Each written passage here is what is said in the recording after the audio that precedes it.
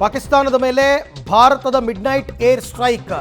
ಪಾಕಿಸ್ತಾನದಿಂದಲೂ ಕೂಡ ಮರುದಾಳಿ ಆಗುವಂತಹ ಸಾಧ್ಯತೆ ಇದೆ. ಹಾಗಾಗಿ ಜಮ್ಮು ಕಾಶ್ಮೀರ ವ್ಯಾಪ್ತಿಯಲ್ಲಿ ಇನ್ನೆಷ್ಟು ಕಟ್ಟೆಚ್ಚರವನ್ನು ವಹಿಸಲಾಗಿದೆ. ಜಮ್ಮು, ಸಾಂಬಾ, ರಜೌರಿ, ಪೂಂಚ್ ವ್ಯಾಪ್ತಿಯಲ್ಲಿ ಶಾಲಾ ಕಾಲೇಜಿಗೆ ರಜೆ ಘೋಷಣೆ ಮಾಡಲಾಗಿದೆ. ಮುನ್ನೆಚ್ಚರಿಕಾ ಕ್ರಮ. ಪಾಕಿಸ್ತಾನದವರು ಈ ಕೆಲಸವನ್ನು ಮಾಡ್ಕೊಂಡಿದ್ದಾರೆ.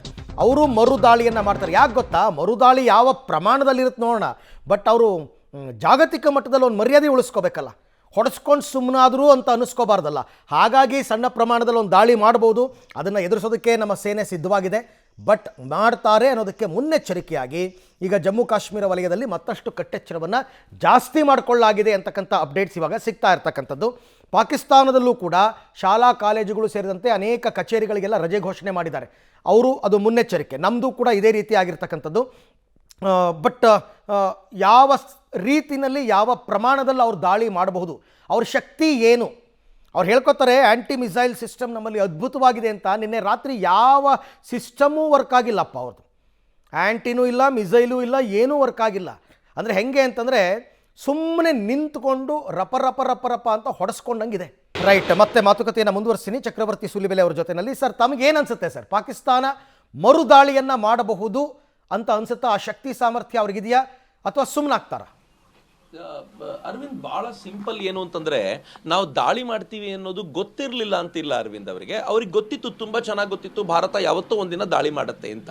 ಬಟ್ ಆ ಸರ್ಪ್ರೈಸ್ ಎಲಿಮೆಂಟ್ ಭಾರತ ಕೊಡಬೇಕಿತ್ತು ಅಂತ ಅನ್ಕೊಂಡ್ರೆ ಸರ್ಪ್ರೈಸ್ ಎಲಿಮೆಂಟ್ ಕೊಡೋದು ಎಲ್ಲಿಂದ?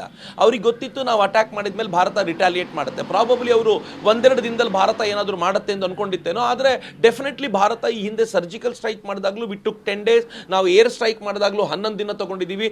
ಈಗಲೂ ಕೂಡ ಸಮಯ ತಗೊಳ್ತೀವಿ ಅಂತ ಗೊತ್ತಿತ್ತು. ಮತ್ತು ಈ ಬಾರಿ ಹಿಂದೆಂದಿಗಿಂತಲೂ ಪ್ರಿಸೈಸ್ ಆಗಿರುವಂತ ಅಟ್ಯಾಕ್ಗೆ ಮತ್ತು ಲಾಂಗ್ ಟರ್ಮ್ ವಾರಿಗೆ ಭಾರತ ಪ್ರಿಪೇರ್ ಆಗ್ತಾ ಇರುವಾಗ ಅವ್ರು ಎಕ್ಸ್ಪೆಕ್ಟ್ ಮಾಡಿರಬೇಕಿತ್ತು ಇವತ್ತು ನಾಳೆ ಬರುತ್ತೆ ಭಾರತದ ದಾಳಿ ಎಲ್ಲಿಂದಲೋ ಆಗುತ್ತೆ ಅಂತ.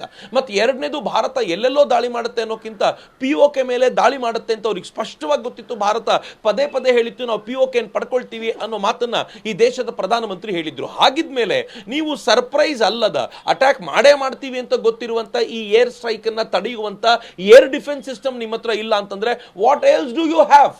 ನಿಮ್ಮ JF-17 ಹೊಡೆದು ಬಿಸಾಕಲಾಗಿದೆ ಎನ್ನುವಂತ ರಿಪೋರ್ಟ್ ಅದಾಗಲೇ ಬರ್ತಿದೆ, which is a confirmed report. ಆ ರಿಪೋರ್ಟ್ನೆಲ್ಲ ನೋಡುವಾಗ ನನಗನ್ಸುತ್ತೆ ಪಾಕಿಸ್ತಾನ ಹೇಳಿ ಮಾಡಿದ್ದನ್ನೇ ತಡೆಯಲಿಕ್ಕಾಗಲಿಲ್ಲ.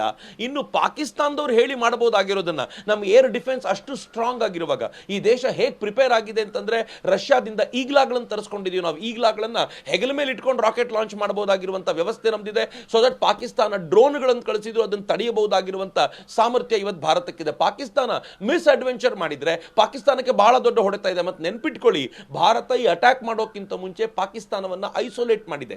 ಪಾಕಿಸ್ತಾನದ ಪರವಾಗಿರಬಹುದಾಗಿರುವಂತ ಯಾವ ರಾಷ್ಟ್ರಗಳು ಕೂಡ ಇವತ್ತು ಓಪನ್ ಆಗಿ ಪಾಕಿಸ್ತಾನದ ಪರವಾಗಿಲ್ಲ. ಯಾಕೆ ಅಂತಂದ್ರೆ ಯುನೈಟೆಡ್ ನೇಷನ್ಸ್ ನ ಸೆಕ್ಯೂರಿಟಿ ಕೌನ್ಸಿಲ್ ನಲ್ಲಿ ಪಾಕಿಸ್ತಾನದ ಪರವಾಗಿ ಮಾತನಾಡಿದವರು ಯಾರೂ ಇರಲಿಲ್ಲ. ಮೊನ್ನೆ ನಡೆದಾಗ ಪಾಕಿಸ್ತಾನಕ್ಕೆ ಎಲ್ಲರೂ ಛೀಮಾರಿ ಹಾಕಿದ್ದಾರೆ. ಯಾಕೆಂದ್ರೆ ಭಾರತದ ವಿದೇಶಾಂಗ ಇಲಾಖೆ ತನ್ನದೇ ಆಗಿರುವ ರೀತಿಯಲ್ಲಿ ಪಾಕಿಸ್ತಾನದ ವಿರುದ್ಧ ಅವರು ಮಾಡಿರುವಂತ ಕೃತ್ಯದ ವಿರುದ್ಧ ಹೇಗೆ ಡೆವಲಪ್ ಮಾಡಿದ್ದಾರೆ ಅಂತಂದ್ರೆ, ಇಡೀ ಜಗತ್ತಿನಲ್ಲಿ ಯಾರೂ ಪಾಕಿಸ್ತಾನದ ಪರವಾಗಿ ನಿಲ್ಲುವ ಸ್ಥಿತಿ ಇಲ್ಲ.